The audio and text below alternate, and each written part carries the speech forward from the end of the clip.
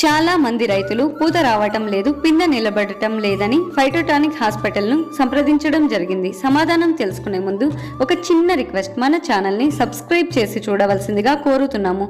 పూత రావటం అనేది రకాలను బట్టి వేరుగా ఉంటుంది. ఉదాహరణకు బేనిషాన్, దసేరి, ఆల్ఫాన్సో రకాలలో పాత సంవత్సరం బాగా కాసి ఉంటే ఈ సంవత్సరం పూత తక్కువ వచ్చే అవకాశం ఉంది. ఒకవేళ స్ప్రే చేయాలి అనుకుంటే 13045 5 గ్రాములు, దీనితో పాటు అర్కా మ్యాంగో స్పెషల్ 5 గ్రాములు లీటర్ నీటికి కలిపి స్ప్రే చేయాలి. పిందె బాగా నిలబడాలి అంటే తెల్లపూత దశలో అయినంత వరకు ఎటువంటి విషపూరిత మందులు స్ప్రే చేయకండి. పిందెలు ఏర్పడిన తర్వాత అవిసె గింజ లేదా బఠానీ సైజులో ఉన్నప్పుడు మాత్రమే నాఫ్థలిన్ అసిటిక్ యాసిడ్ స్ప్రే చేయాలి. ఇది ప్లానోఫిక్స్ అనే పేరుతో దొరుకుతుంది. ఇది 1 ml 4.5 లీటర్ల నీటికి కలిపి స్ప్రే చేయాలి. పిందె ఏర్పడిన తర్వాత మాత్రమే స్ప్రే చేయాలి. పిందెకు ముందు స్ప్రే చేస్తే ఎటువంటి ఉపయోగం ఉండదు.